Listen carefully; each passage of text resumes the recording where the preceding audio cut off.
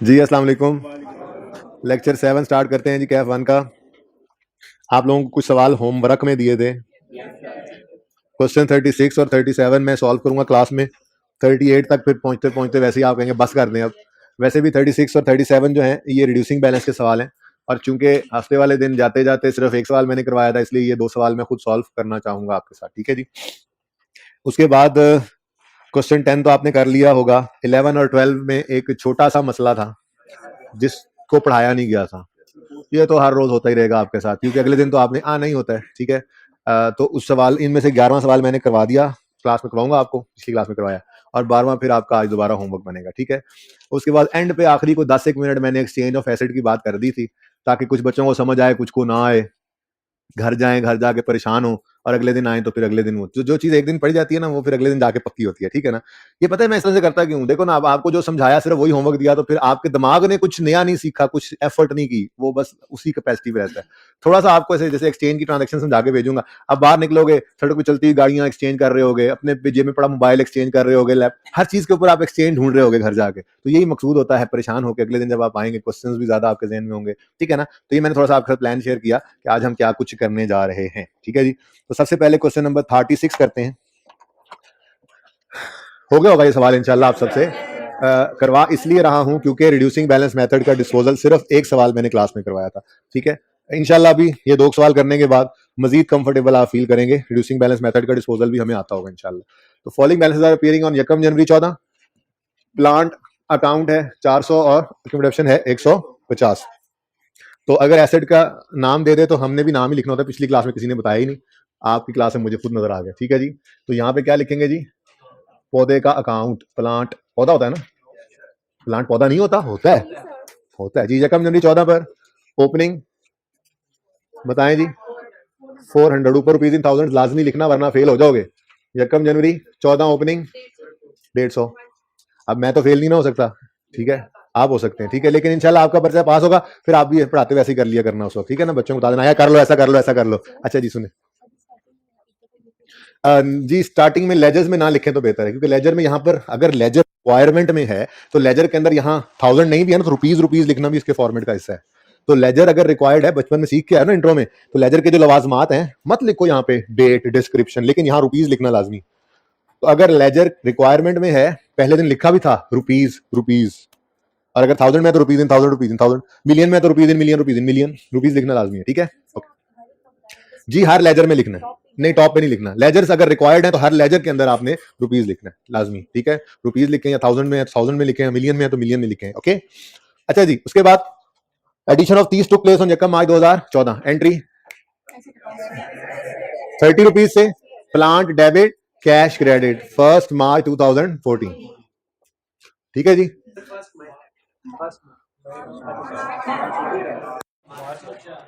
अच्छा जी। उसके बाद an asset which was purchased on 1 May 2011 costing 90 was disposed of on 30 September 14 for 12। अब मेथड कौन सा है? मेथड कौन सा है? आरबीएम, एप्पल मैकिंटॉश जी, डब्ल्यूडी रिड्यूसिंग बैलेंस मेथड है जी, 20%। तो इसलिए डिस्पोजल शुरू करते हैं। स्टेप 1 में एसेट अकाउंट में से जाने वाले एसिड की कॉस्ट को क्रेडिट करेंगे। तो कॉस्ट जाने वाले एसिड की है 90 रुपए, एसिड अकाउंट को क्रेडिट कर दो, डिस्पोजल अकाउंट को। ठीक है जी, डन। डेट यहां पर नहीं बेटा, 30/9/2000। ठीक है जी, date of sale dispose of on 30 सितंबर, परचेज ऑन ये जगह मई, पता नहीं क्यों लड़ी गया बच्चे। अच्छा जी। उसके बाद step 2 we will debit the accumulation account में से जाने वाले एसिड की अक्यूमुलेशन को डेबिट करना है। मेथड कौन सा है? तो फिर शॉर्टकट से काम नहीं।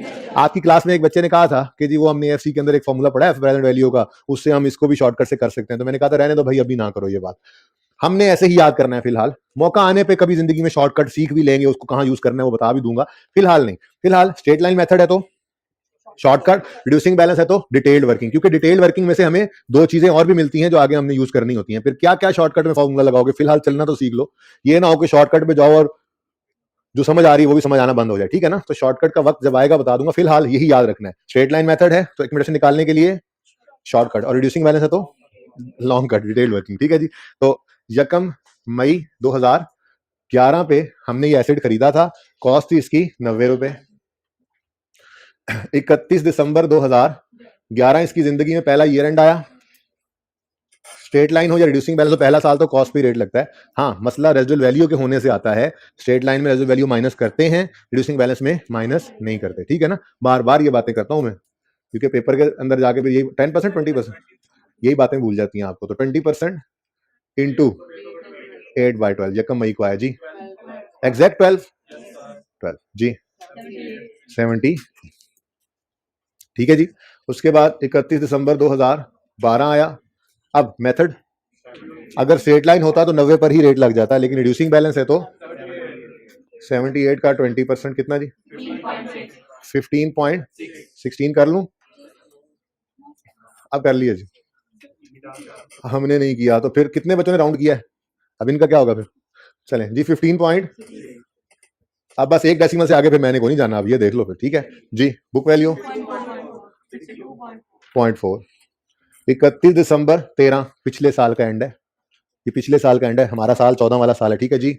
62.4 का 20% जी 12.5, 4 नहीं 48 है तो 5 करो, राउंडिंग ही नहीं आती। अच्छा जी, नेक्स्ट बताएं जी। अब 50 पॉइंट, अब आप पॉइंट्स में आए हैं, वरना मैंने पिछली क्लास में तो एक पॉइंट भी यूज नहीं किया। नहीं 50 बेटा, बेटा मेरी बात सुनो, जज्बाती आप हो रहे हो, अब मेरी बात सुन लो। पर्चे के अंदर उसने 62.4 में से 12.5 देखना है माइनस होते हुए, तो जो पेज के ऊपर लिखा गया है ना, अब उसका आंसर बताना है, ठीक है। अपना आंसर ना निकालो, हाँ जी, आपने लिखा है ना बेटा, यहाँ पे 12.5 लिखा गया ना, ठीक है। अब मैं गलत तो नहीं कर सकता ना, 12.48 को राउंड करके 12.4 नहीं कर सकते, 12.48 को राउंड करके 12.5 ही किया जा सकता है जी। ओके, लेकिन अहम बात यह है कि ये 31 दिसंबर 13 की बुक वैल्यू है, और मैंने कहा था रिड्यूसिंग बैलेंस मेथड में एक एडिशनल काम कर लेना, इधर यकम जनवरी 14 लिख लेना, ताकि ये वाली फिगर यहां यूज करते हुए मसला ना हो, गलती ना हो, ठीक है। चल जी, उसके बाद 30/9/14 पर ये एसिड बिका, तो 49.9 के ऊपर 20% लगोगे और 9/12 जी 7.5 कर लो जी, जी बोले 42.4। लेकिन हमें क्या चाहिए, अक्यूमुलेटेड, ये 30/9/14 की अक्यूमुलेटेड डेप्रिसिएशन नहीं है, ये 30/9/14 की बुक वैल्यू है। तो इस दिन तक की अक्यूमुलेशन चाहिए, तो कॉस्ट में से इस दिन तक की बुक वैल्यू को माइनस कर दो, तो 90 माइनस 42.4 47.5। अब एक डेसिमल में चल रहे हैं तो बेटा चलना पड़ेगा फिर, ठीक है जी। तो 47.5 से अक्यूमुलेटेड डेप्रिसिएशन अकाउंट को डेबिट करो 30/9/14 पर, और डिस्पोजल अकाउंट को क्रेडिट कर दो। यहाँ पे सेम ही डेट आती है, मैंने नहीं लिखी, ठीक है ना, लिख लेना आप। अच्छा अच्छा जी, इस एसी को बेटा ऊपर करवा दें जी, ये जब यूज होगी तब देखते हैं, फिलहाल चलने में, ठीक है जी। स्टेप 1, एसेट अकाउंट को क्रेडिट किया जाने वाले एसेट की कॉस्ट से। स्टेप 2, एक्यूमुलेशन अकाउंट को डेबिट किया इस जाने वाले एसेट की सारी जिंदगी की एक्यूमुलेटेड डेप्शन से। स्टेप 3, कैश करना है रिकॉर्ड। कैश कितना मिला, 12,000 ओनली, तो कैश डेबिट डिस्पोजल क्रेडिट, और इधर ही आना है, पिछली क्लास में लिखा हुआ था। बहरहाल बैलेंसिंग फिगर कितनी आ गई जी, प्रॉफिट एंड लॉस में क्रेडिट साइड पर 30। बेटा इसका आंसर बताओ,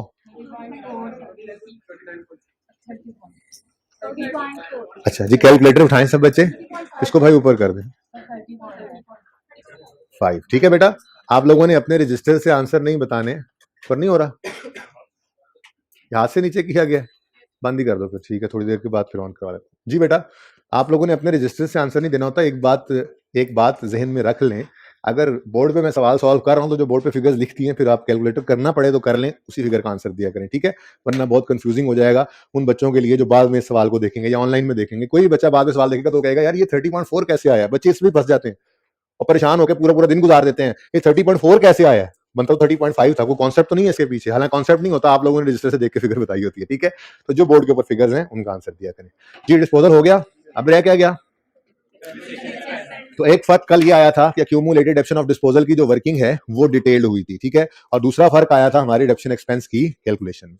मेथड कौन सा है, रिड्यूसिंग बैलेंस मेथड में ओपनिंग कॉस्ट ऑफ ऑल में से opening cost of disposal minus नहीं करनी, क्योंकि रिड्यूसिंग बैलेंस मेथड में सब्सिक्वेंट ईयर में रेट बुक वैल्यू पे लगता है, और ओपनिंग एसेट्स का मतलब यही है कि ये पुराने चले आ रहे हैं एसेट्स, ठीक है। तो opening book value of all में से opening book value of disposal निकालनी। ओपनिंग बुक वैल्यू कैसे निकलती है? बुक वैल्यू किसी भी दिन बुक वैल्यू निकालनी है खड़े होकर, तो कॉस्ट में से उस दिन तक की अक्यूमुलेट ऑप्शन को माइनस कर दें। तो हमें ओपनिंग डेट की बुक वैल्यू चाहिए, तो ओपनिंग कॉस्ट है 400 सारे एसेट्स की, और ओपनिंग अक्यूमुलेशन 150 है सारे एसेट्स की, तो 250 रुपए opening book value of all assets बनती है। पर्चे में कोई 250 लिख दे तो भी बिल्कुल ठीक है, अगर कोई 400 ओपनिंग कॉस्ट ऑफ ऑल में से 150 ओपनिंग अक्यूमुलेशन ऑफ ऑल लिख दे वो भी ठीक है, दोनों ठीक है, ठीक है। अब ये जो 250 है ये सारे एसेट्स की बुक वैल्यू है ओपनिंग डेट पे, लेकिन इसमें अगर जाने वाले एसेट की ओपनिंग डेट की बुक वैल्यू पड़ी रहने दी तो उस पर पूरा साल डेप्रिसिएशन कैलकुलेट हो जाएगी, जबकि वो एसेट हमारे पास सिर्फ 9 महीने रहा है इस साल, ठीक है। तो फिर क्या करेंगे, हम इस 250 में से जाने वाले एसेट की इसी दिन की बुक वैल्यू माइनस करेंगे। तो इसलिए मैंने कहा था कि यकम जनवरी 14 लिख लेना, ताकि आप 400 माइनस 150 वाला जो 250 और सारे एसेट की बुक वैल्यू आई है उसमें से आप कहीं खुदा ना खास्ता 42.4 ना गलती से माइनस कर जाए, क्योंकि क्योंकि सुने क्योंकि ये 400 माइनस 150 यानी 250 की जो फिगर है ये किस दिन की बुक वैल्यू है? यकम जनवरी 14 की। किस दिन की बुक वैल्यू है? क्योंकि हमने कॉस्ट में से किस दिन तक की डिडक्शन माइनस की है? यकम जनवरी 14। तो यकम जनवरी 14 के दिन की बुक वैल्यू में से सारे एसेट्स की यकम जनवरी 14 की बुक वैल्यू में से जाने वाले एसेट की यकम जनवरी 14 की बुक वैल्यू ही माइनस करनी है ना, हम 30/9 की तो नहीं माइनस कर सकते, ठीक है। तो इसलिए ये गलती ना हो, मैंने कहा था कि जो आखिरी डेप्रिसिएशन उससे पहले अपने साल की ओपनिंग डेट लिख लिया करो, ताकि opening book value of all में से आप opening book value of disposal he minus करो, ना कि डेट ऑफ डिस्पोजल की बुक वैल्यू को माइनस कर दो, ठीक है। तो फिर माइनस क्या करेंगे जी? 49.9, ठीक है जी, सही है। ये बेटा आपको क्लियर हुआ जी? तो ये वर्किंग नंबर 1 से ये फिगर आ गई हमारे पास, तो वर्किंग 1 से एक ये फिगर आ गई हमारे पास, ठीक है। इसीलिए डिटेल से वर्किंग करनी है लाजमी, इनटू 20% जी। 40 कर लो फिर, 40 पॉइंट एक डेसिमल पे करना है ना राउंड, तो कुछ नहीं बचा। नेक्स्ट एडिशन एक है 30 इंटू, चाहे रिड्यूसिंग बैलेंस है पहला साल तो कॉस्ट ही है, ठीक है जी। किस दिन आया है? यकम मार्च 14 पे, तो इस साल में कितना 10 महीने इस्तेमाल हुआ जी, बोले एग्जैक्ट 5। उसके बाद डिस्पोजल के लिए 49.9 पे 20% लगा के 9/12 करना है, लेकिन वो काम ऑलरेडी चूंकि किया हुआ है इसलिए वर्किंग का रेफरेंस दे दो और 7.5 की फिगर लिख लो। तो टोटल क्या आ गया जी? 52.5। 52.5 से डेप्शन एक्सपेंस डेबिट और अक्यूमुलेटेड डेप्रिसिएशन क्रेडिट। क्लोजिंग बताएं जी। 340 और 155 एग्जैक्ट। चलो जी, आप कोई क्वेश्चन है इसमें तो पूछें। रिड्यूसिंग बैलेंस मेथड, ये कल जरा जल्दी हो गया था ना, मतलब सैटरडे को जरा जल्दी हो गया था, एक ही सवाल कराया था, मैंने कहा था चलो अब करके आना, थोड़ा पक्का हो जाए अब।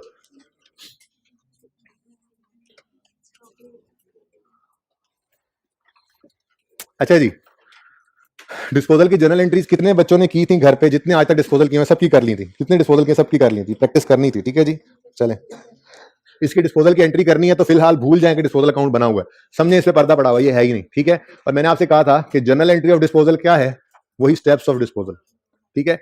अब आपकी मर्जी है, आप स्टेप बाय स्टेप चलें, पहले एसेट अकाउंट को क्रेडिट करें, फिर कमर्शियल अकाउंट को करें, फिर कैश को डेबिट करें। या एक और बात भी आपको बताई थी कि अगर आप ज्यादा एरर फ्री तरीके से चलना चाहते हैं ना, अब आपको पता लग गया डिस्पोजल की जर्नल एंट्री क्या होती है, आप पहले अंग्रेजी के अंदर वो जर्नल एंट्री लिख दें।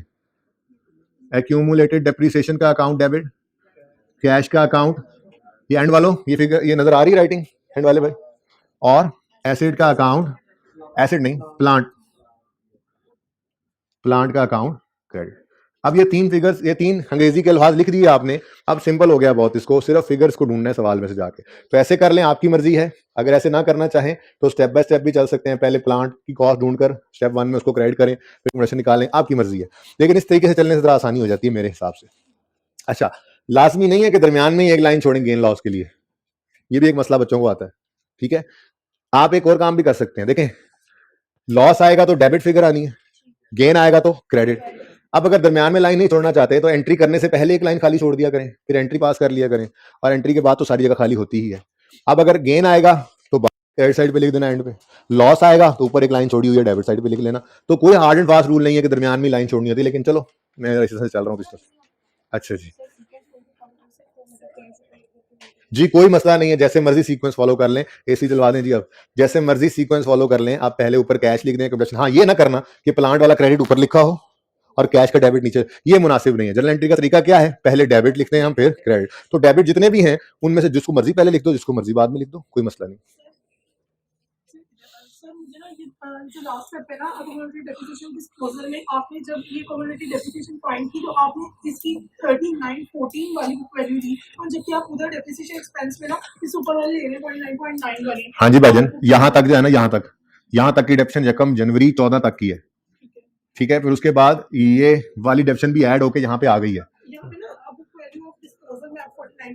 उसकी वजह मैंने ये अर्ज की, कल से कुछ 3-4 दफा ये बात अर्ज कर चुका हूं कि ये 400 में से आपने 150 माइनस किया है। 400 में से आपने 150 जमा 52.5 नहीं माइनस किया हुआ। 400 में से जब 150 माइनस किया है तो ये बुक वैल्यू 250 किस दिन की है, यकम जनवरी 14 की। अब ये सारे एसेट्स की यकम जनवरी 14 की बुक वैल्यू है, तो इसमें से जाने वाले एसेट की वही फिगर ही निकालोगे ना जो यहाँ पे पड़ी हुई है।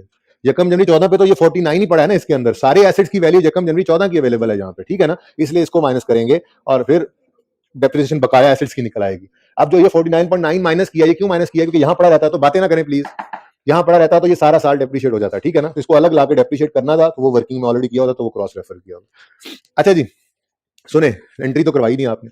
स्टेप 1, डिस्पोजल अकाउंट सामने नहीं है सामने disposal account. Step 1, asset account में से एसेट की कॉस्ट क्रेडिट करेंगे, कितनी है जी 90। अब जब ये अंग्रेजी लिख लिया तो आसानी हो जाएगी, ठीक है। जो चीज पहले मिलती जाए वो पहले लिख ले, कोई मसला नहीं जी। 90 एसेट अकाउंट में से क्रेडिट। स्टेप 2, एक्यूमुलेटेड, अच्छा चलो कैश लिख लो भाई। कैश कितना आया जी 12,000, तो कैश आपने डेबिट कर दिया 12। अब एक्यूमुलेट ऑप्शन निकालनी है, जो एक्यूमुलेशन अकाउंट में से डेबिट करनी है, तो उसके लिए आपको एक वर्किंग करना पड़ेगी। वो वर्किंग लकीली हमने की हुई है, पहले काम कर जो लिया असल में। तो क्या फिगर आई है जी, तो 47.5 से इसको डेबिट कर दिया।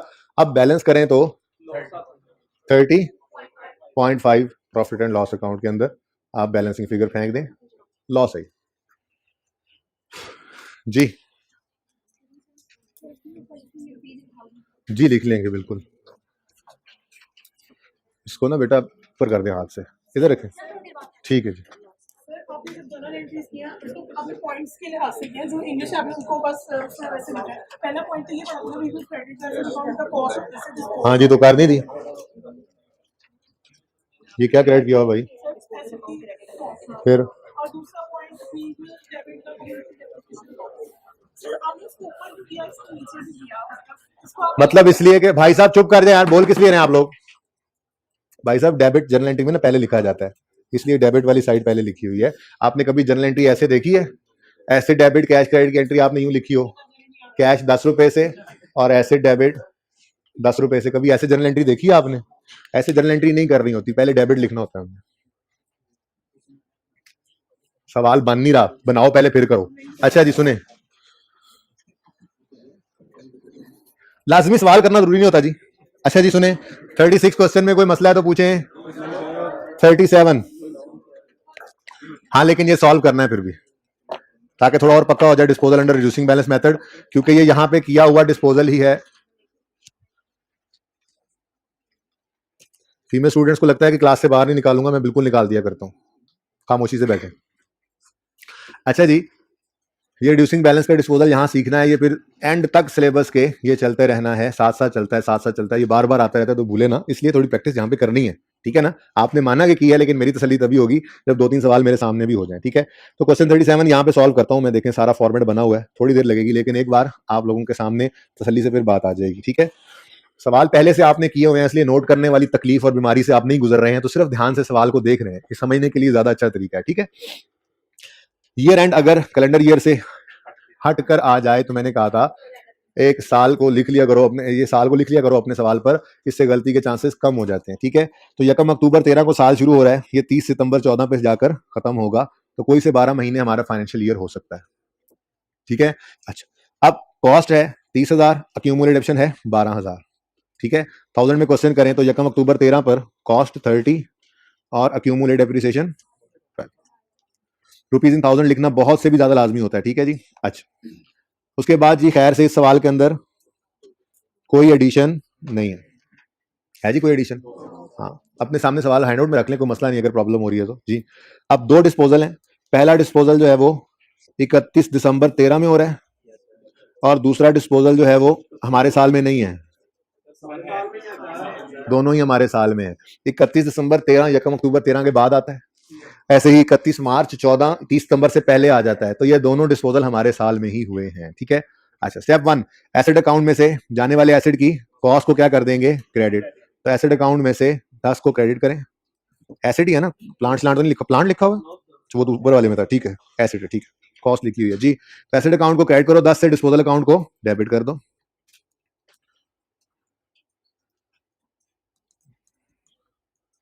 जी किस दिन, 31 दिसंबर 13, ठीक है जी। स्टेप 2, इस जाने वाले एसेट की एक्यूमुलेटेड डेप्शन को डेबिट करना है एक्यूमुलेटेड डेप्रिसिएशन अकाउंट में से, लेकिन मेथड चूंकि रिड्यूसिंग बैलेंस है तो बड़ी तफसीली वर्किंग करनी पड़ेगी हमें वर्किंग 1 में जाकर। एसेट खरीदा था 10,000 रुपए का, खरीदा था यकम मार्च 2011 पर, और रेट ऑफ डेप्रिसिएशन है 10% रिड्यूसिंग बैलेंस। चुप करके बैठे जी। तो 10,000 से कॉस्ट 30/9/11 पे पहला ईयर एंड होना है, तो 10,000 का 10%, लेकिन हाँ अब उंगलियों पे गिन लें, 6 महीने जाया करने से तो बेहतर है कि उंगलियों पे गिन लें, ठीक है। मार्च अप्रैल मई जून जुलाई अगस्त सितंबर, कितने मंथ्स बने, 7/12 जी। 0.6 कर लें, 0.6 एक डेसिमल तक चलाएंगे। एक बात अब याद रखना, एक उसूल सुन लो, राउंडिंग खुल के करो, कोई मसला नहीं है, rounding is not a mistake, कसम उठवा लो मुझसे, राउंडिंग सही करनी है, लेकिन 12.4 को 12 करना है अगर राउंड डाउन करना, राउंड करना है तो ठीक है, और 12.5 को 13, ठीक है। लेकिन राउंडिंग राउंडिंग वक्त बचाती है ना, 1000 में, मिलियन में सवाल है आपको, नहीं जी नहीं, हम तो रुपीज में करेंगे। आप सवाल के अंदर लिखा हुआ है 100 मिलियन, 80 मिलियन, 20 मिलियन, 30 मिलियन, आप सवाल के अंदर वो लिख कर फिगर आगे 6 सिफरे लगा रहे हैं बैठे, एक ही सवाल करके पर्चे में आ जाना, फिर टाइम बचता है। मिलियन में सवाल अगर है तो टाइम बचेगा, मिलियन में कर लेंगे तो। राउंडिंग बिल्कुल करनी है और दलेरी से करनी है, rounding is not a mistake. लेकिन अब एक अगली बात सुनो, अगर कभी सवाल के अंदर फिगर्स हों छोटी, जैसे 10, 12, 8, 7 मिलियन या 1000 में, आप अगर ये फिगर सिंगल डिजिट में आ जाती हैं, 2 डिजिट में आ जाती हैं, छोटी फिगर्स होती हैं, तो ऐसी सूरत में आप राउंडिंग करते हुए डेसिमल के बाद एक डिजिट यूज कर लेना। उसकी वजह पता है क्या है, उसकी वजह यह है कि यहां पे तो 0.6 को आप राउंड अप करके 1 कर लोगे, लेकिन अगर खुदा ना खास्ता कोई फिगर आ जाए 0.3, आप इसको राउंड डाउन करके 0 करोगे, ठीक है ना। तो अगर छोटी फिगर्स होंगी जैसे 10 है या 8 है या 9 है या 15 है, इनके ऊपर अक्सर रेट लगकर चाहे वो फिगर पॉइंट्स के अंदर आती है, तो आप अगर छोटी फिगर्स को राउंडिंग में चला रहे हैं, मतलब राउंडिंग में मिलियन में 1000 में सवाल कर रहे हैं और फिगर्स छोटी हैं, सिंगल डिजिट या 2 डिजिट वाली फिगर्स हैं, तो फिर एहतियातन डेसिमल के बाद एक डिजिट को यूज कर लेना, उसको राउंड मत करना, वरना ऐसी किसी सिचुएशन का सामना कर सकता है, आप करना पड़ सकता है आपको, ठीक है ना। सही है, ये बात समझ आई जो मैंने की, दलेरी से करो राउंडिंग, लेकिन फिगर्स छोटी हो तो डेसिमल के बाद एक डिजिट यूज कर लेना, इससे जरा आसानी रहेगी आपको। चलें जी, नेक्स्ट है जी 9.4 आ गई बुक वैल्यू। अब रिड्यूसिंग बैलेंस है तो 9.4 पर रेट लगेगा, लेकिन पूरा साल डेप्रिशिएट करना है। 0.94 है, इसको 0.94 को चलो 0.9 ही कर दो, वैसे 1 भी हो सकता था, लेकिन चलो जी 8.4, ये आंसर ऊपर लिखा हुआ, फिर वही काम कर रहे हो ना तुम, 8.5। अब जी 8.5 का 10% लो, 0.9 कर लो, फिर दोबारा कोई मसला नहीं है, राउंड कर 0.85 को एक डेसिमल तक रखना है। अब राउंड एक डेसिमल पे करते जाओ जी, ये राउंडिंग की प्रैक्टिस हो रही है, टाइम बचता है पर्चे के अंदर, कोई नहीं जी। 7.6 आ गया डेप्रिसिएशन। ओ हमारा साल शुरू नहीं हो गया, 30/9/13, इससे अगला दिन है 1/10/13, यानी हमारे साल का पहला दिन। तो साल अगर कैलेंडर ईयर से हिल जाए तो आप सारे हिल जाते हैं, पता नहीं क्यों। इसके साथ लिखें यकम अक्टूबर 13, इससे क्या फायदा होगा, डेप्शन एक्सपेंस निकालते हुए गलत फिगर नहीं उठाएंगे आप, पक्की आदत रखें, ठीक है जी। 7.6 का 10%, लेकिन मंथ्स गिन लो, 30/9 यकम अक्टूबर से अक्टूबर नवंबर दिसंबर, कितने मंथ्स, 3/12 जी। आंसर पॉइंट, आप मुझे ना फिगर बता दिया करो ताकि मैं खुद राउंडिंग करूं। हाँ बस बिल्कुल ठीक किया आप जी, जजाकल्ला। बुक वैल्यू 7.4 जी, लेकिन हमें क्या चाहिए, एक्यूमुलेटेड डेप्रिसिएशन। 10 में से 7.4 को माइनस करो, 2.6 एक्यूमुलेशन आ गई। अब जो बच्चे कहते हैं कि इसको भी शॉर्टकट से निकाल लें, वो इस चीज को भूल रहे होते हैं कि हमें इस वर्किंग से 3 फिगर्स मिलती हैं, एक तो ये एक्यूमुलेटेड डिडक्शन है जिसको स्टेप 2 के अंदर हमने एसेट अकाउंट में से डेबिट करना होता है। दूसरा ये बुक वैल्यू होती है, ओपनिंग बुक वैल्यू, जिसको डेप्रिसिएशन एक्सपेंस कैलकुलेट करते हुए हमने opening book value of all में से माइनस करना होता है। तीसरा बनी बनाई फिगर एक एक्सपेंस की मिल जाती है जिसको हम डेप्रिसिएशन एक्सपेंस के अंदर सिंपली लिख देते हैं। तो ये 3 फिगर्स हमें इस वर्किंग से मिला करती हैं जो हम यूज करते हैं सवाल में। एक तो असल में जो निकालने चले थे वो फिगर निकलती है, प्लस 2 फिगरें अगले डेप्रिसिएशन एक्सपेंस की कैलकुलेशन के लिए भी हमें जो है वो यहां से मिल जाती है। ठीक है, बोर मत हो, जब तक कंफर्टेबल मैं नहीं होऊंगा आप लोगों को मैं नहीं आगे जाने दूंगा, टेंशन ना लें आप, ठीक है ना। तो मैं कंफर्टेबल तभी होऊंगा जब ये 2-3 सवाल मेरे सामने आप करें या आपके सामने मैं ये सवाल कर दूं जी। तो स्टेप 2 में 2.6 एक्यूमुलेशन अकाउंट में से डेबिट करके डिस्पोजल के अकाउंट में क्रेडिट कर दें। इससे आगे मैं ये सवाल इस डिस्पोजल को ना भी कंप्लीट करूं तो कोई मसला नहीं है, आगे इजी होता है, लेकिन चलने कर ही लेते हैं। अब यहां तक हो गया तो कैश कितना आया जी? 2000। कैश कितना आया जी? 2000। तो कैश डेबिट डिस्पोजल क्रेडिट 2.0 से, और अल्हम्दुलिल्लाह इंग्लिश आज भी जी, कल भी जीत गया जी, बोले 5.4। बड़ा वैसे मारा उन्होंने। मैं ना अक्सर ये सोचता हूँ बस आज के बाद नहीं क्रिकेट देखूं, फिर अगली सीरीज शुरू होती है, फिर बंदा नहीं यार इस दफा सही होगा इंशाल्लाह। अच्छा जी, वर्ल्ड कप आ रहा है वो तो देखना ही पड़ेगा ना। ओके, अच्छा जी, नेक्स्ट डिस्पोजल है, सेम वही काम दोबारा करते हैं। एसेट की कॉस्ट है 4000 और डेट ऑफ परचेज है 1 फरवरी 2010। तो 1 फरवरी 10 पे कॉस्ट 4 आ गई। डेप्रिसिएशन 4 का 10%। अब मंथ्स गिन लो, फरवरी, मार्च, अप्रैल, मई, जून, जुलाई, अगस्त, सितंबर। इधर ध्यान दो, कितने मंथ्स हैं जी? 8/12। बोर नहीं होना, ध्यान रखना है। ये मैं कुछ जरूरी समझ रहा हूं तो ये टाइम जाया करो ना यहाँ पे, वरना आज सुकून से एक्सचेंज करवाता। वो एक्सचेंज तो सिर्फ छेड़ सका हूं आज मैं, क्योंकि बेटा आप लोगों को नहीं पता है। फिलहाल आप एक लेक्चर देके कहते हैं हाँ समझ आ गई, जब 4 चीजें और इसमें ऐड होती हैं तो ये सारी चीजें आपको फिर भूली होती हैं जब जरूरत पड़ रही होती है। इसलिए बड़े ध्यान से इसको शौक से देखते रहें और करते रहें जी। शुक्र है देखा डेसिमल के बाद एक डिजिट ले रहे थे, वरना ये 0 करना पड़ता ना राउंड। ठीक है जी, 3.7 रिड्यूसिंग बैलेंस है तो अगले साल 3.7 का 10% जी बोले 4 ही कर लो, 0.4 कर लो। नेक्स्ट, इससे प्रॉब्लम तो नहीं हो रही राउंडिंग से, ये राउंडिंग की प्रैक्टिस है, जरा साथ साथ है तो थोड़ा कॉन्फिडेंट हो जाए। ठीक है, जिसने 0.37 लिखा वो भी ठीक है, जिसने 0.4 कर दिया वो भी ठीक है। ये गलती नहीं होती है, आपके एग्जामिनर ने इस चीज को देखना है, ये नहीं देखना कि इसने 0.3 क्या था, पहला क्या था, एग्जैक्ट ही था, अच्छा चलो 26 था, क्योंकि ये नहीं देखना कि 2.26 किसने लिखा है तो वो सही है और 0.3 वाला गलत है, नहीं। तो ये देखना है, कैलकुलेशन ये है, जिसने 0.26 को 0.3 किया उसने कुछ गलत नहीं किया, उसने राउंड किया है, तो राउंडिंग बिल्कुल इजाजत है, जायज है, कोई मसला नहीं है। ठीक है, तो ये चीजें असल में जो देखी जा रही होती है। बेटा प्लीज अटेंटिव है, क्लास में बैठे। अच्छा जी बेटा, अच्छा जी 3.3 आप गुजारा कर लें जी, अब फिर क्या करें। 3.3 का 10% है, ये 0.3 कर लें अब। उसके बाद आंसर आ गया 3। अब ये मुझे लगता है कि ये 30/9/13, ये 1 अक्टूबर 13 से एक दिन पहले है, क्या ख्याल है? सही लगता है मुझे, बोलो। अच्छा चलो, 3.0 का 10% 0 आता है, अच्छा 0.3 आ गया, कितना आ गया जी? असल में सर आप ना हमें बेशक ऐसे घुमाने की कोशिश करते, वर्किंग सामने हुई पड़ी है, पिछली क्लास को तो ऐसा धोखा दे सकते हैं, हमें तो नजर आ रहा था कि एक डेप्शन अभी रहती है और आपने में ये बताया हुआ है कि आखिरी डेप्शन से पहले ये लिखना है, ऐसे कैसे आप हमें धोखा दे सकते हैं ना।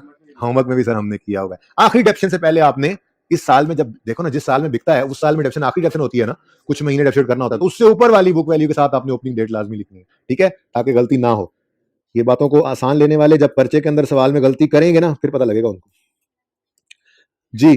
तो अल्लाह माफ करे, अब 2.7 का 10% जब लेंगे तो पूरा साल डेप्सिट करना है इसको, नहीं। 1 अक्टूबर से, अक्टूबर, नवंबर, दिसंबर, जनवरी, फरवरी, मार्च, 6/12 जी। 0.136, 0.1 ही ठीक है जी, 2.6 है, कसम से ये बच्चों का ना ये मसला रहता ही रहता है जी। 4 में से 4 थी ना कॉस्ट, 4 में से 2.6 माइनस कर दें।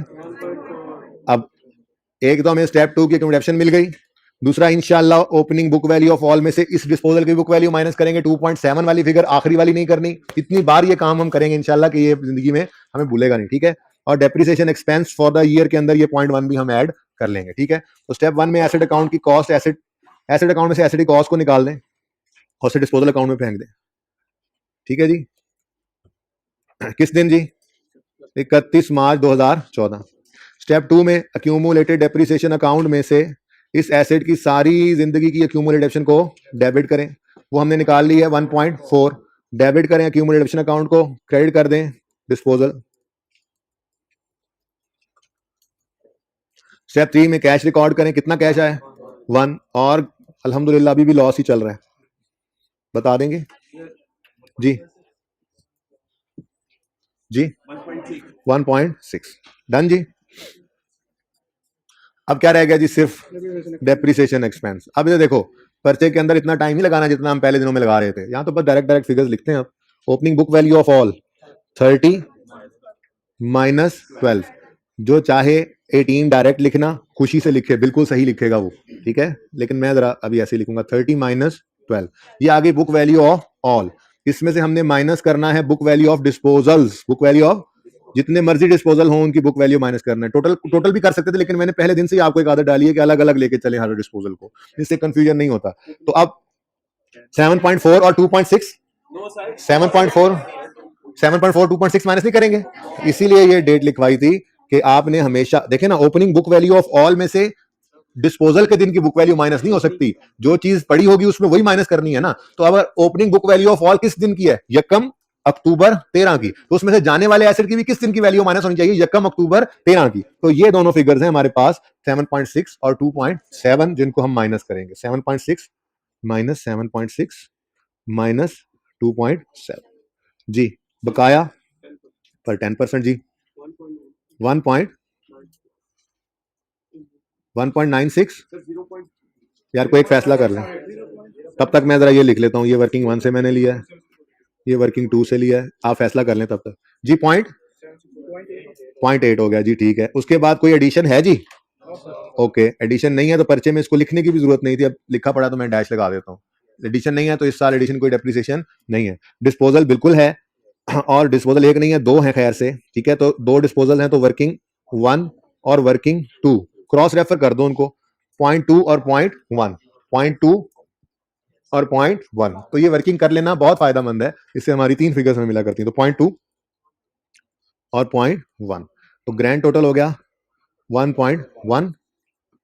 Depreciation expense debit accumulated option credit 1.1 से वर्किंग नंबर 3 31 दिसंबर तो नहीं है ना, इस साल का एंड है 30/9/2014 जी। क्लोजिंग्स बताना पसंद करेंगे? नो वाले बता दो, पर्चे में भी कुछ ना लिख के आना। 16 आता है, बोले। और कैसे तुम्हें कॉस्ट से ज्यादा डेप्शन ने मेरा तो त्राह निकल गया, मैं क्या लगता है सवाल गलत हो गया जी। 9.12 plus 1.1 minus 2.6 minus 1.4 is equal to, यार 1 कैसे हो गया? कैसे हो गया 1? इस कैलकुलेटर निकाल, किसका 1 हो गया जरा बताएं, किसने कहा 1 हो गया? बता दो, कुछ नहीं कहता, बता दो इसने कहा। अब जरा कैलकुलेटर निकाल के ना ये कैलकुलेटर पे लिखो, तुम्हारी ये सजा है। ये लिख के 4 फिगर्स मुझे आंसर बताओ जो कैलकुलेटर पे आता है। 1। बड़ी मेहरबानी जी, अल्लाह आप लोगों को जाए खैर दे। साथ खज्जल करने के लिए आप लोगों ने जो कोई कसर उठा नहीं रखी जी। आप थोड़ा कंफर्टेबल हुए हैं? लें भाई पिक्चर, जल्दी कर लें।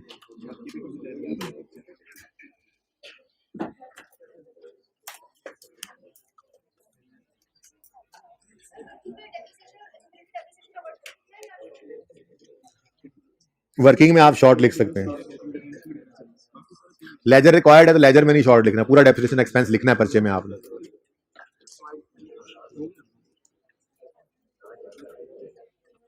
ठीक, कितने बच्चों का ये सवाल बिल्कुल सही था? बिल्कुल सही, राउंडिंग का कोई डिफरेंस नहीं होता, ठीक है ना। ये ना कहना जो हाथ बाद में खड़े करें गलत वाले पूछो क्या गलती, बस सर राउंडिंग का डिफरेंस था। कितने बच्चों का सवाल बिल्कुल सही था? बिल्कुल सही, ओके, बिल्कुल सही में rounding difference is not a mistake, okay. अच्छा, कितनों से गलती हुई थी? कोई ना कोई गलती हुई थी, मंथ्स की गलती हुई, नॉर्मली गलती पता लग गई है आपको, मसला तो नहीं है। चले जी भाई बोलो।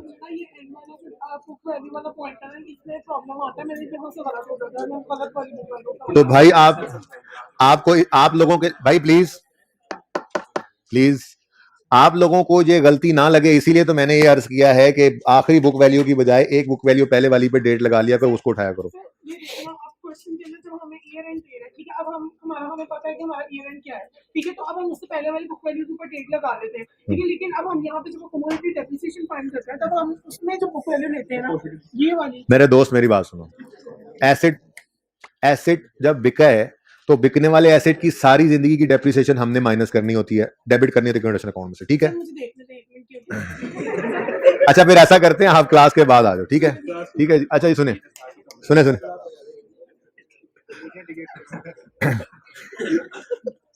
बस कर दें यार, कोई मसला नहीं है। ओके जी, अब 38 क्वेश्चन जो है ये स्ट्रेट लाइन वाला था, मेरा नहीं ख्याल अब इसको कराने की जरूरत है, लेकिन वैसे ये इंशाल्लाह साकिब को मैंने कह दिया है, वो ये सॉल्व करके तो मुझे दे देंगे सॉफ्ट में। ये सोल्यूशन मैं आप लोगों के साथ कल शेयर कर लूंगा, आपस में मत बोला करें प्लीज। क्वेश्चन नंबर 10 हो गया था, सिंपल क्वेश्चन था, इसका सोल्यूशन भी मौजूद था, ठीक है जी। क्वेश्चन नंबर 11 में आपको करवाता हूं। 12 बिल्कुल वैसा ही है, समझाऊंगा जाहिर है दोनों ही, लेकिन 12 होमवर्क में है, आपस में बातें मत किया करें प्लीज।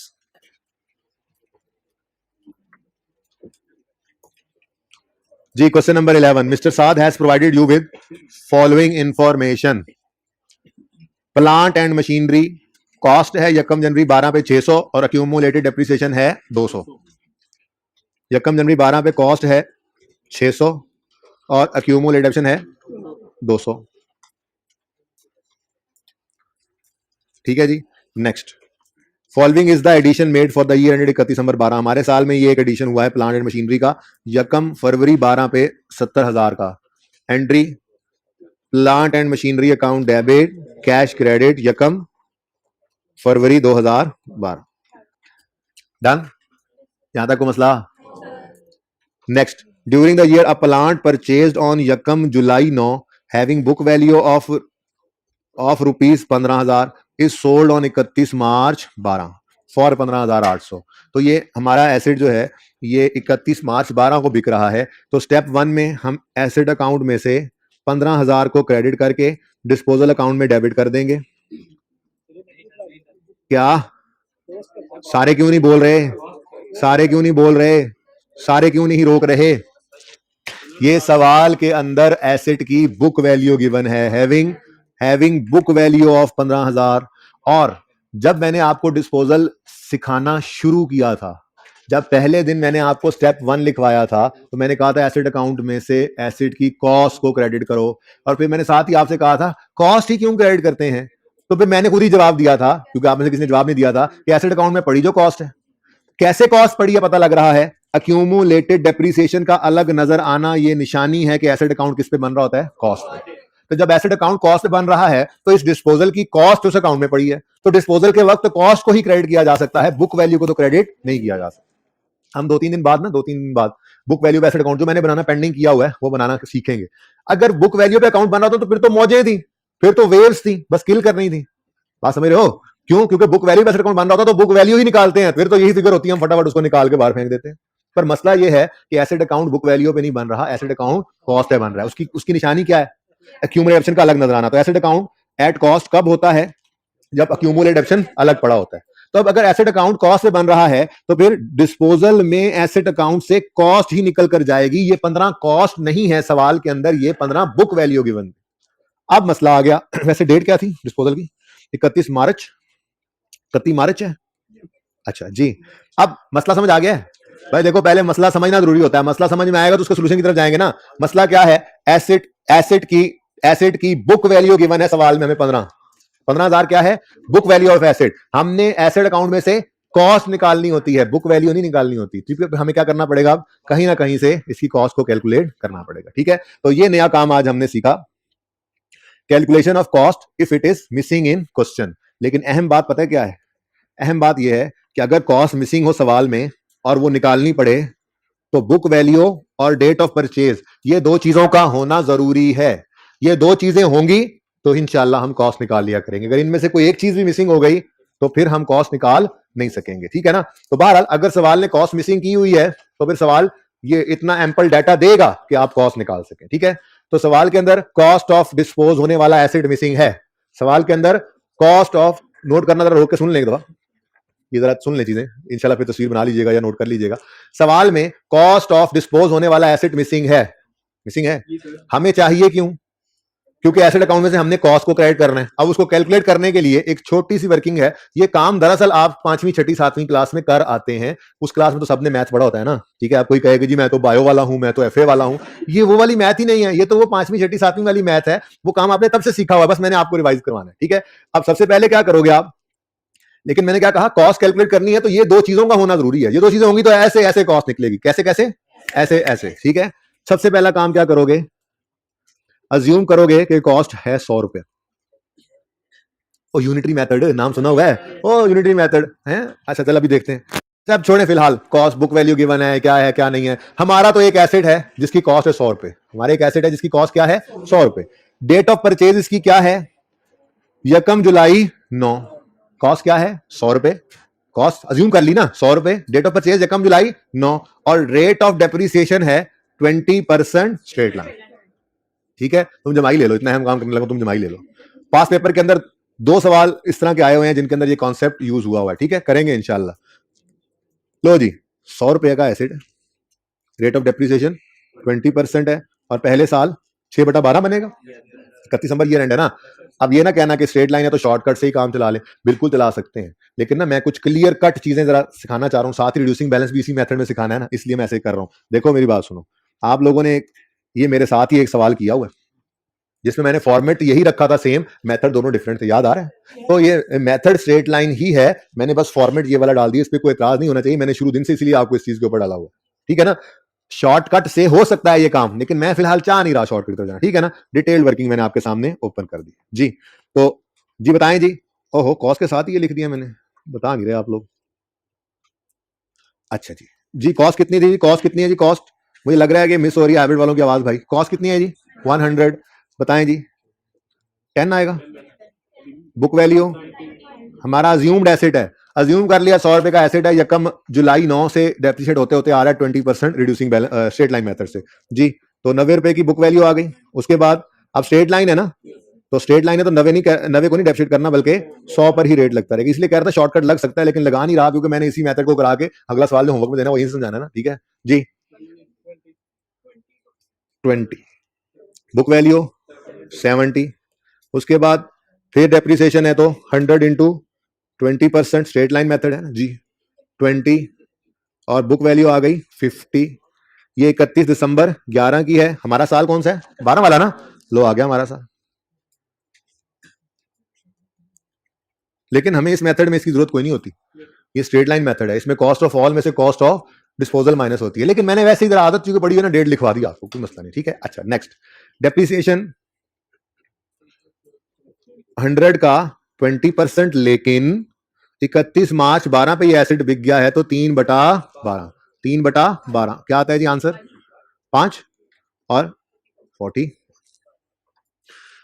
इसके ऊपर ना मैंने परसेंटेज लिख दिया। ये 100 अज्यूम किया था, लेकिन दरअसल ये क्या था, ये मैंने ना परसेंटेज निकाल लिया एक तरह से, अज्यूम करके 100 रुपए एक एसेट है, ठीक है। अब सवाल के अंदर उसने एक बुक वैल्यू दी है 15,000, जो कि 31 मार्च 12 की है।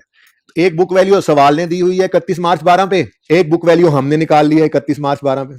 क्या ख्याल है? एक सवाल ने दी है, ठीक है, और एक हमने निकाल ली है। हमने जो निकाली है वो परसेंटेज है। सवाल ने कितना गिवन है? 15,000 दिया, ये क्या है? रुपीज।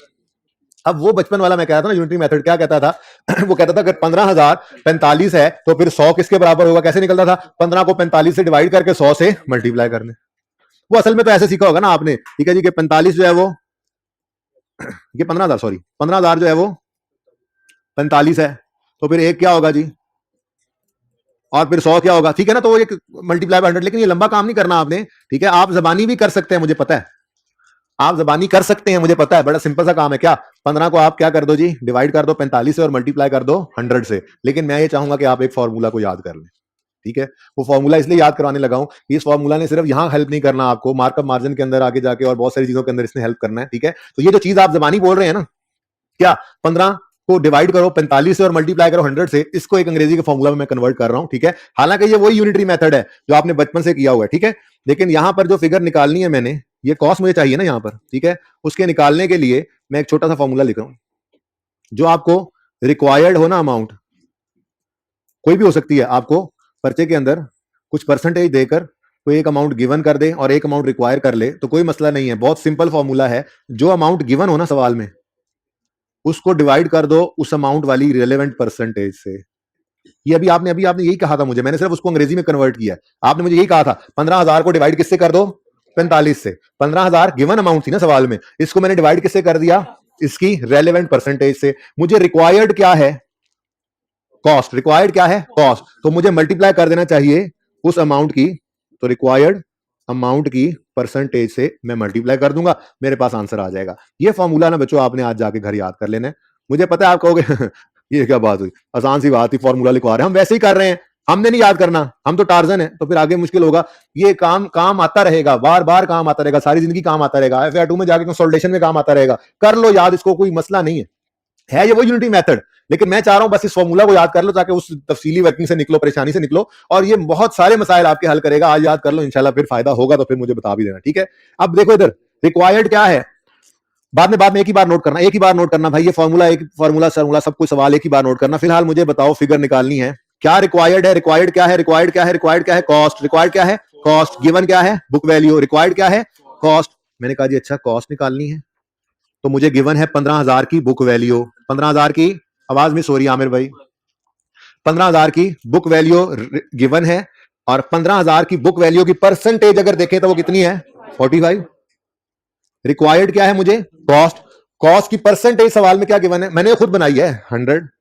बेसिकली ना हम अज्यूम करते हैं कि अगर 100 रुपए का एसेट होता तो वो 20% के हिसाब से इतने अरसे में कितना डेप्रिशिएट होता, और सवाल ने कॉस्ट मिसिंग करके 15,000 बुक वैल्यू बताई हुई है। हमने अज्यूम्ड कॉस्ट 100 लेकर 15,000 के इक्विवेलेंट अपनी परसेंटेज वाली फिगर निकाल ली।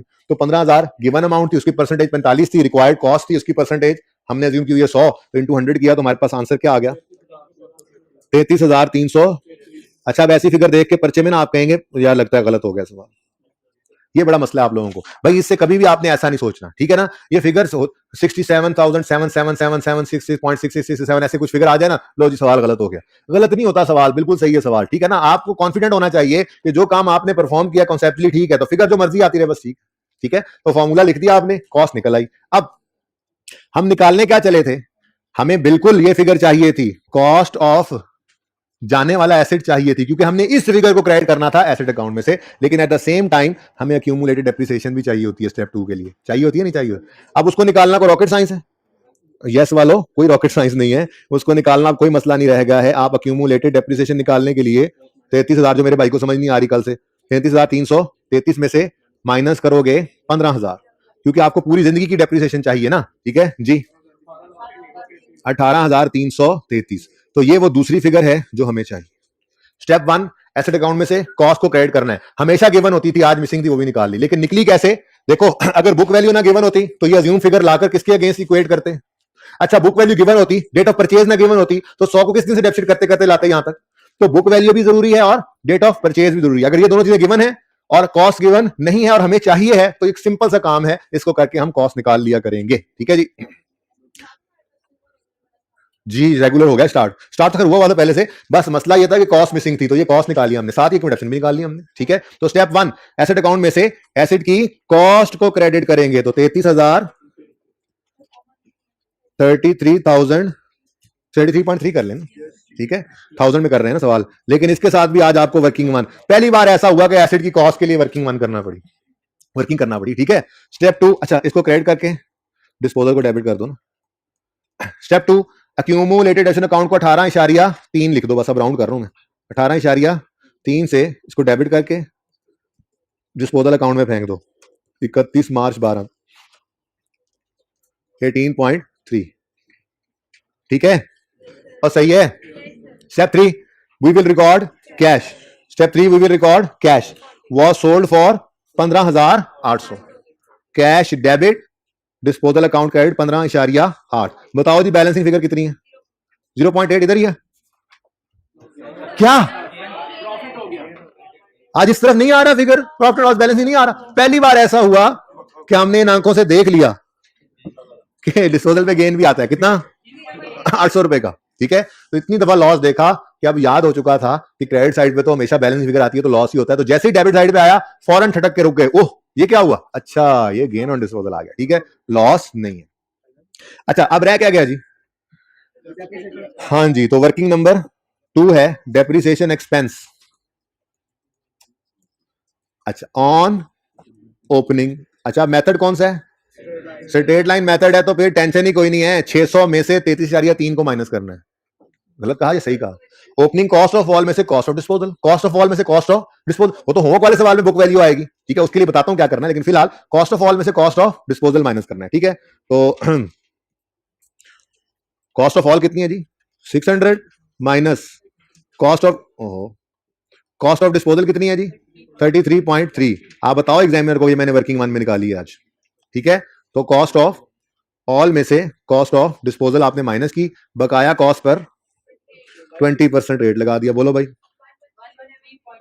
113.3 कर लो ना, बस एक डेसिमल में चल रहे हैं। उसके बाद कोई एडिशन है? अच्छा जी, है एडिशन। कितना एडिशन है जी? 70 रुपए का एडिशन है। तो 70 इंटू 20% इंटू कब आया जी? या कम फरवरी को आया, तो सिर्फ एक महीना नहीं रहा ना, फिर पूरे 11 महीने रहा हमारे पास। 11/12 8 12.83 12.9 नहीं बनता जी, 12.8 जी। उसके बाद ऑन, अब डिस्पोजल की डेप्रिसिएशन निकालना पड़ेगी जी। 33.3 इंटू 20% इंटू 3/12 जी। हमारे साल में 3 महीने जी, बोले 1.7, ठीक है जी 1.7। बल्कि इसको रहने दें, इसको थोड़ा ऊपर ले जी। टोटल 127.8। ये डेप्रिसिएशन एक्सपेंस आ गया जी। Depreciation expense debit, accumulated depreciation credit 127.8, working number 2, 31 दिसंबर 12। क्लोजिंग बता दीजिए। 309 एसिड का 309.5 और एसिड का 636.7। तो अगर कभी खुदा ना खास्ता सवाल में कॉस्ट मिसिंग हो गई तो निकाल लोगे अब, लेकिन जरूरी क्या है उसके लिए? बुक वैल्यू और डेट ऑफ परचेज का गिवन होना।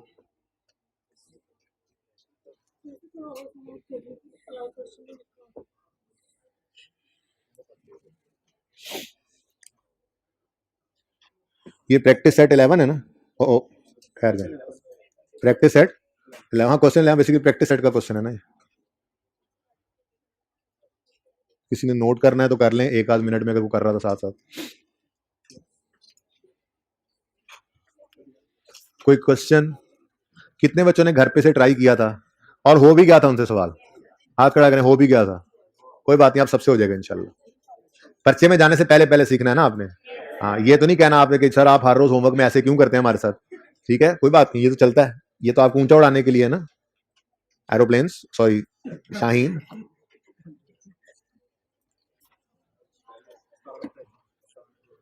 किसने कहा?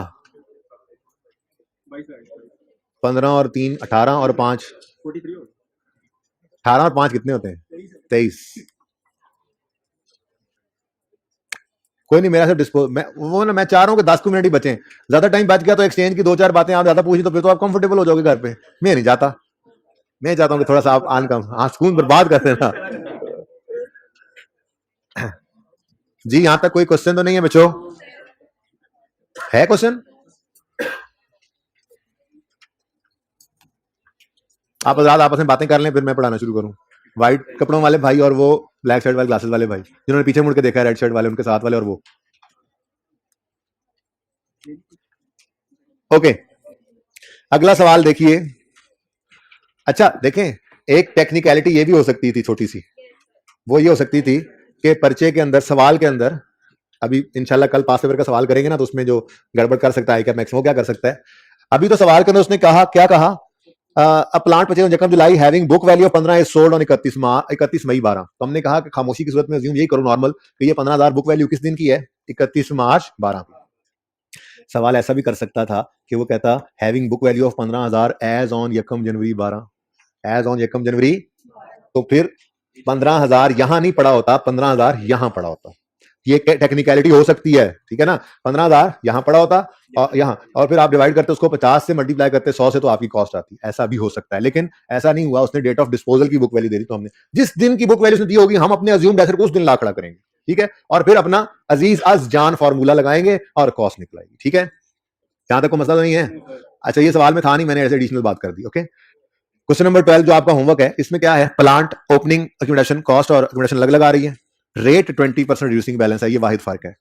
एडिशन एक है उसी तरह से, और during the year a plant purchase on यकम अगस्त having book value of 12 is sold on 31 March 12। Assume वही करेंगे कि ये 12,000 किस दिन की बुक वैल्यू है। अब रिपीटेड बात हो गई ना, अभी होमवर्क में आप दोबारा ही काम करोगे। क्या हो रहा है जी, एसेट अकाउंट में से एसेट की कॉस्ट निकालनी है हमने।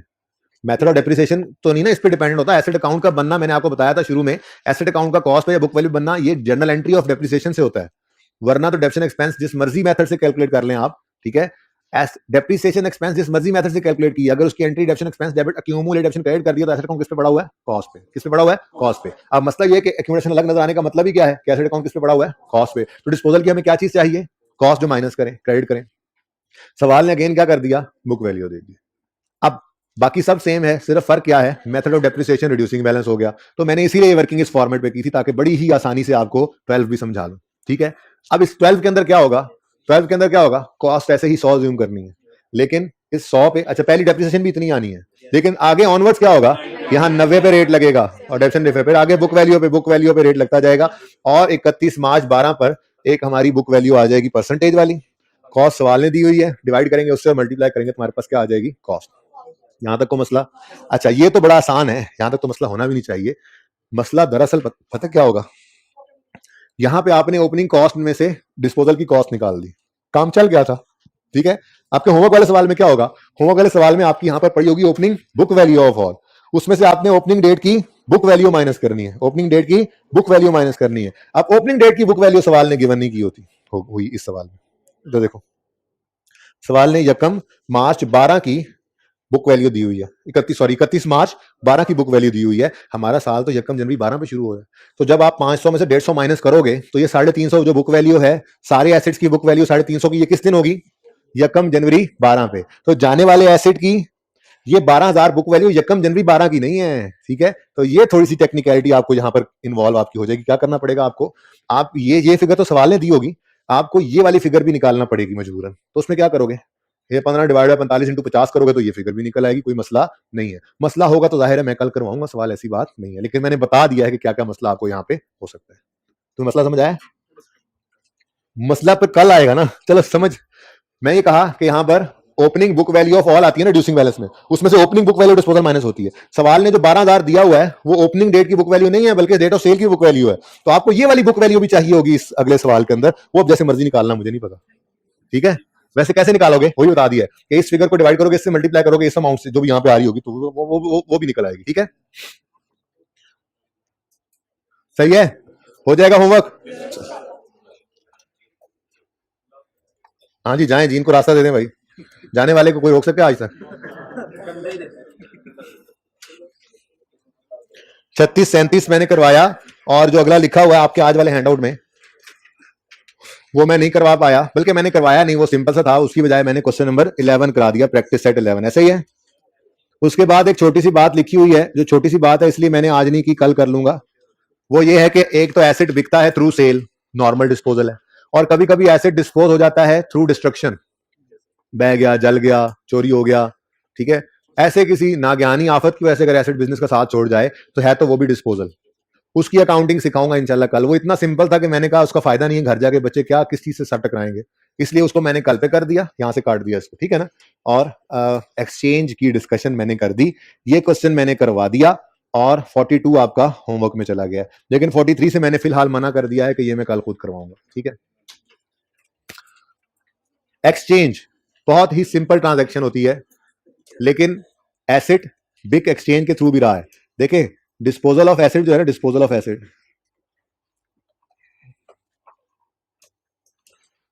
फिलहाल हमने एसिड को डिस्पोज करना जो सीखा है वो थ्रू सेल सीखा है, सही है।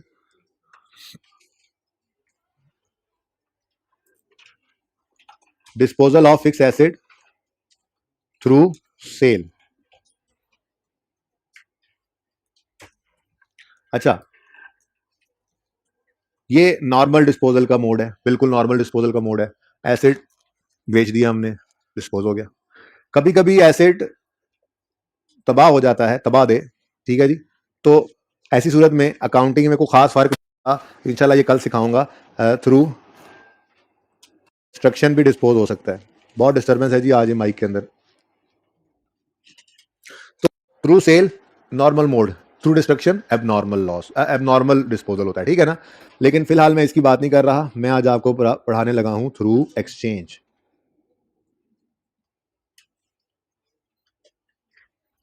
Through sale done, through destruction कल, और थ्रू एक्सचेंज भी इंशाल्लाह भी होने लगा डन। एक्सचेंज सिंपल सी बात है। एक्सचेंज जाने वाला एसेट, और सूरत ऐसी बनेगी कि एक्सचेंज होकर एक आने वाला एसेट भी होगा। एक जा रहा होगा एसेट बिजनेस से, और दूसरा एक्सचेंज का मतलब ही क्या है, जेब में पड़ा हुआ पुराना मोबाइल ऑफिस सेंटर लेकर गए और उस मोबाइल को भी दिया, कुछ पैसे भी दिए, और दुकानदार से नया मोबाइल लेकर आ गए। तो आपने अपने पुराने मोबाइल को क्या कर लिया, एक्सचेंज कर लिया with a new mobile, exchange कर लिया विद अ न्यू मोबाइल, ठीक है।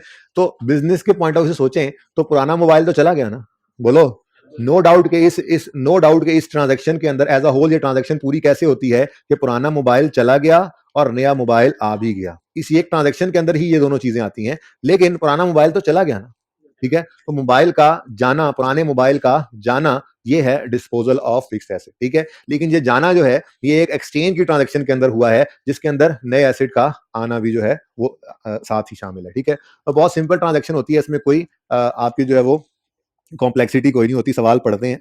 Mister Qasim owns a mobile Nokia 3310 which he purchase on 1 April 2012 for ₹3000। Qasim के पास एक 3310 है जो इसने 1 अप्रैल 12 को खरीदा था 3000 का। ऑन 1 अप्रैल, जो ऑन 1 जनवरी 14, कोई 9 और 1 साल 9 महीने बाद की बात हो रही है, ठीक है ना। 1 साल 9 महीने बाद 31 दिसंबर 13 कह लो या 1 जनवरी 14 कह लो, बात तो एक ही है ना।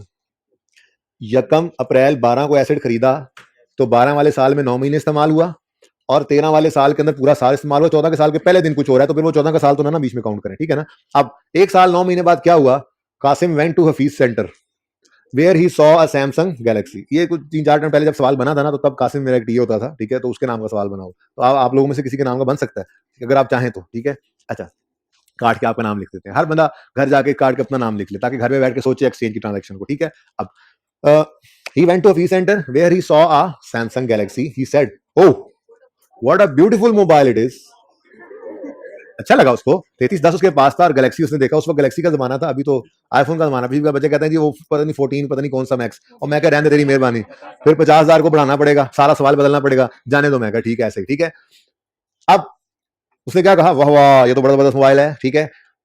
साथ ही प्राइस लेबल उसके ऊपर देखा कितना लगा हुआ है, it bore a price label of 50,000। He immediately, पैसा बड़ा कासिम के पास, he immediately decided to exchange old sick mobile with the new one. ने कहा बस पुराने को बेचो और नया ले लो, ठीक है। अब गया दुकानदार के पास और काउंटर पे जाके बड़े आराम से अपना 33,000 रखा, क्योंकि जोर का रखने से काउंटर टूट भी सकता था। 33,000 जाके उसने रखा और जाके कहा, भाई साहब ये गैलेक्सी मैं खरीदना चाहता हूं और बदले में आपको अपना 3310 भी दूंगा। आप ये बताएं कोई पैसे ऊपर देने पड़ेंगे, ठीक है। अब दुकानदार ने कासिम का मुंह देखा, 3310 देखा, और 3310 को उलट पुलट के कहने लगा, मेरे हिसाब से ये 1200 रुपए का है, मेरे हिसाब से। हाँ तो 3,000 का खरीद के 2.25 साल चला भी लिया है, बस मेरे हिसाब से ये 1200 रुपए का है। अब ये एक्सचेंज की ट्रांजैक्शन है। ये जो 1200 रुपए है, ये वो वैल्यू है जो दुकानदार ने असाइन की हमारे पुराने एसेट को। ये the value assigned by shopkeeper to old mobile was 1200 only. तो ये जो 1200 है, ये कहलाता है ट्रेड इन अलाउंस। क्या कहलाता है जी?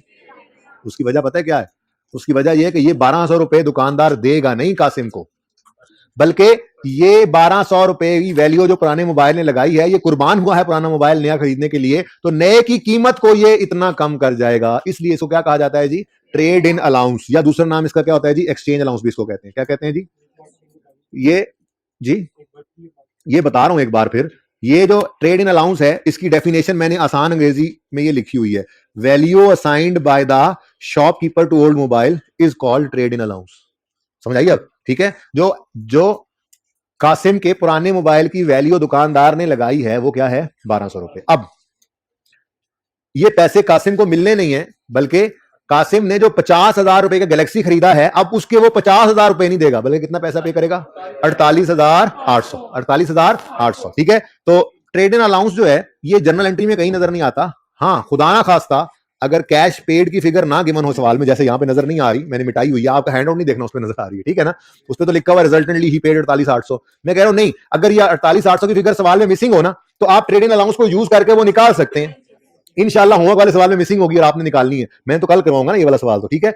अब ट्रेड इन अलाउंस यूज करके आप कैसे निकाल सकते हैं जी कैश पेड की फिगर, अब ये भी आपने खुद ही निकाली, कॉमन सेंस की बात है। अकाउंटिंग में हर चीज को आप मुश्किल ही ना तस्वर किया करें, कॉमन सेंस यूज करके भी तो अकाउंटिंग हो सकती है। सिंपल सी बात है, 50,000 का मोबाइल है, 50,000 का मोबाइल है, 1200 पुरानी की कीमत लगी, तो आप कितना कैश पे करके आओगे, 48,800, यही है कैश पेड की फिगर, ठीक है। तो सवाल में मिसिंग भी हो तो आप निकाल सकते हैं, लेकिन पहला सवाल था उसमें सवाल के अंदर ये गिवन थी, resultantly he paid 48,800 for the new mobile, ठीक है। अब मैं आपको कराने लगा हूं जी journal entry of exchange, journal entry of disposal through exchange.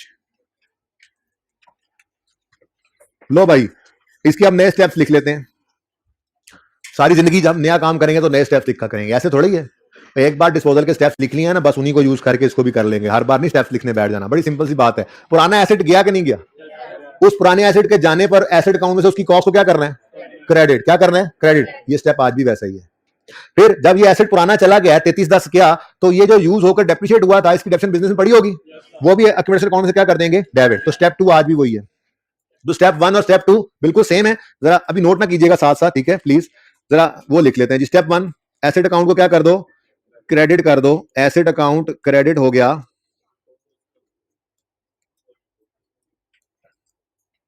Asset account credit हो गया कॉस्ट ऑफ ओल्ड एसेट से। कॉस्ट ऑफ ओल्ड कितनी है जी, कॉस्ट ऑफ ओल्ड 3,000। 3,000 का खरीदा था हमने, तो 3,000 डन जी।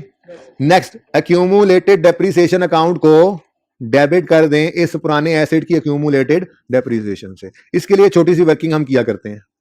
सवाल खामोश है, रेट ऑफ डेप्रिसिएशन 10% है ना, सवाल खामोश है, तो कौन सा मेथड लगाएंगे, एक्यूमुलेटेड निकालनी है, तो depreciation expense of 1 year into year जितने पास हुए।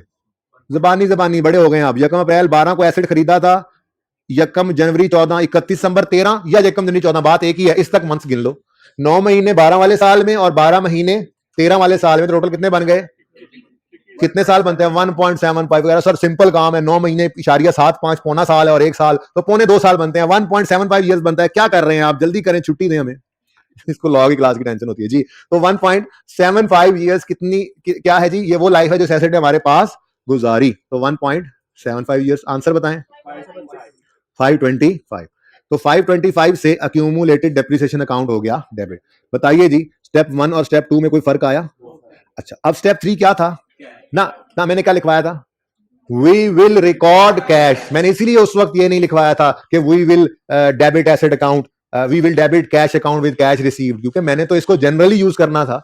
उस वक्त कैश रिसीव हो रहा था तो कैश अकाउंट डेबिट था, आज कैश पे हो रहा है तो फिर एसेट अकाउंट कैश अकाउंट क्या कर देंगे, क्रेडिट, ठीक है ना। तो जो स्टेप 3 था ना, we will record cash, step 3 आज भी वही है, वी विल रिकॉर्ड कैश। कल तक, बल्कि आज की क्लास के हाफ तक, जब तक एसेट बिक रहा था, एसेट बिक कर कैश आ रहा था, तो हम जो रिकॉर्ड कर रहे थे कैश, उसमें कैश अकाउंट डेबिट कर रहे थे। आज एक्सचेंज की ट्रांजैक्शन है, नॉर्मली एक्सचेंज की ट्रांजैक्शन में भी कैश रिसीव हो सकता है, हमारा जापानी एसेट और चाइना वाला ले लें हम, ठीक है ना। ऐसा हो सकता है कि एक्सचेंज की ट्रांजैक्शन में हमें कैश रिसीव हो जाए, लेकिन नॉर्मली 99% केसेस के अंदर एक्सचेंज की ट्रांजैक्शन में हम कैश पे ही कर रहे होते हैं, क्योंकि हम पुराना एसेट दे के नया एसेट ले रहे होते हैं नॉर्मली। लेकिन सवाल बता देगा, ठीक है ना। अब वी विल रिकॉर्ड कैश में हमारे इस सवाल के अंदर कैश रिसीव हो रहा है या पे हो रहा है, तो कैश की जो एंट्री है, स्टेप आज भी तीसरा कैश रिकॉर्ड करने वाला ही है, लेकिन इसके अंदर कैश का रुख बदल गया है। आज कैश अकाउंट डेबिट होने की बजाय क्या हो रहा है, क्रेडिट। 50,000 से 48,800, ठीक है। ये 3 स्टेप्स आज भी वही हैं, पहले 2 स्टेप्स तो बिल्कुल वही हैं। तीसरे स्टेप में कैश रिकॉर्ड करना है, लेकिन कैश रिसीव नहीं हो रहा, समझ आ रही है, कैश रिसीव नहीं हो रहा, कैश पे हो रहा है, डन। अब एक नया स्टेप आया, वो नया स्टेप आपको खुद भी पता है, जो पुराना एसेट गया है उसका जाना तो आप रिकॉर्ड कर रहे हैं। मैंने आपको ये एक्सचेंज शुरू करते ही कहा था कि ये एक्सचेंज की ट्रांजैक्शन एज अ होल तब कंप्लीट होती है जब पुराने का जाना और नए का आना साइमल्टेनियसली रिकॉर्ड हो। ये एज अ होल एक अलग, देखो अगर नए का आना अलग होता और पुराने का जाना अलग होता तो मैं ये एक्सचेंज का लफ्ज ही क्यों बोलता। तो सिंपल डिस्पोजल पढ़ ही रहे थे, तो जाने वाले का सिंपल डिस्पोजल और आने वाले का सिंपल एडिशन वो तो करते आ रहे थे, पर ये ट्रांजैक्शन अलग अलग नहीं है।